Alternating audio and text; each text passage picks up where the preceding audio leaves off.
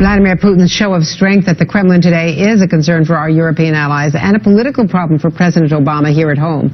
Joining me now for our Daily Fix, Chris Cillizza, MSNBC contributor and managing editor of PostPolitics.com and Washington Post diplomatic correspondent Anne Gearan. Thanks to both of you. Chris, are people at home paying attention to Obama versus Putin, or is this just a distraction from domestic policies that he needs to be focusing on?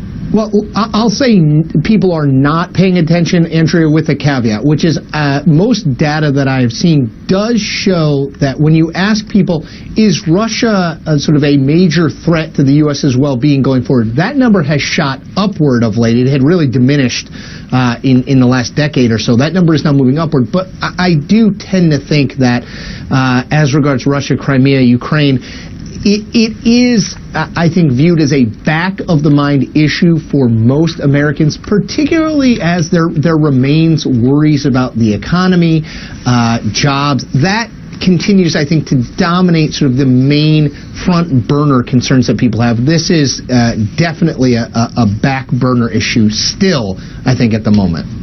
What about all the Republicans like John McCain and others who say this shows that the president is weak, is leading from behind? Is there anything diplomatically that he could do that he's not doing, or in the run-up to this? Let me ask Anne that. Sure. It's hard to see what President Obama could do from here that would have any strategic influence on Putin's decision whether or not to go ahead with the annexation, short of a military move, which there's absolutely no appetite for, not only here, but frankly not even in Europe, where this is very much a front burner issue. They are weirded out by the idea that Russia may be making moves around it back into some of its former Soviet territory. But even they are not calling for anything like an invasion. Chris Cillizza, in defense of the president, let me just say, for sake of argument here, he was elected to end two wars. That's his argument. Clearly, he defeated Hillary Clinton in the primaries partly because of his position against the Iraq War. Right. And there is no appetite here for doing anything. Even if there were a military option, nobody wants to see the U.S. going up against Russia. That's you and Anne make the exact right point, Andrea, which is if you look at the last decade or so in public polling, what you've seen is a steep decline in percentage of people who thought the Iraq War was worth fighting.